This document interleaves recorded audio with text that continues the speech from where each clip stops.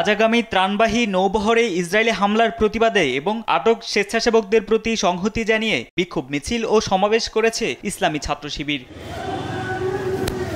বৃহস্পতিবার বিকেলে রাজধানীর সায়েন্স ল্যাব থেকে মিছিল নিয়ে শাহবাগে এসে সমাবেশে মিলিত হয় তারা।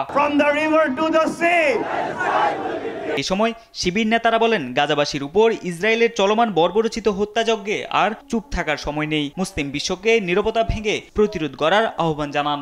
এখন আমাদের ব্যথিত হওয়ার সময় নেই, এখন আমাদের প্রতিরোধের সময়, এখন আমাদের মুসলিম জাগরণের সময়। The leaders of the Muslim world, please be united to bring peace in the world. Please be united to ensure humanity in Palestine.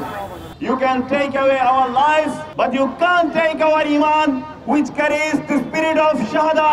প্রতিদিন সূর্য ওঠে আর ডোবে, এই কথা যেমন সত্য, ফিলিস্তিন একদিন মুক্তি হবে। জাহান্নাম মুক্ত পৃথিবী আমরা করে ছাড়বো ইনশাআল্লাহ। সেখানে গিয়েছে সলিডারিটি ঘোষণা করার জন্য, আমরা দেখতে পেয়েছি তাদেরকেও সেখানে প্রবেশ করতে দেওয়া হয় নাই। এ সময় ঢাকা বিশ্ববিদ্যালয়ের শাখা শিবিরের সভাপতি এস.এম. ফরহাদ বলেন, গাজাবাসীর জন্য শুধু ত্রাণ সহায়তা নয়, স্থায়ী সমাধানে বিশ্ববাসীকে রুখে দাঁড়াতে হবে। আমাদের যে গ্লোবাল সাপোর্ট আছে, সামুদ্রিক কর্তৃপক্ষ, সেটির প্রতি সংহতি জানাচ্ছি। একই সাথে এই ক্ষুদ্র সমর্থনে উৎফুল্ল না হয়ে গাজাবাসীর জন্য পার্মানেন্টলি কি করা যায় সেটার জন্য টোটাল বিশ্ববাসী এবং বাংলাদেশকে আহ্বান জানাচ্ছে। বেশ কয়েক মাস ধরে ইসরায়েল সেই আগ্রাসন ফিলিস্তিন কিংবা গাজার মধ্যে সীমাবদ্ধ রাখে নাই, সেটা আশপাশের 7টা দেশে আক্রমণ করেছে।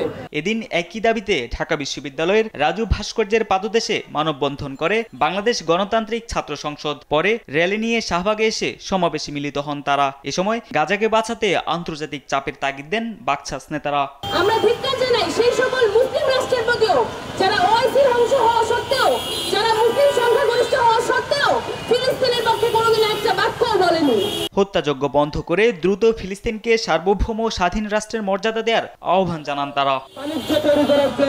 তারেক মাহমুদ সুজন, দেশ টিভি, ঢাকা।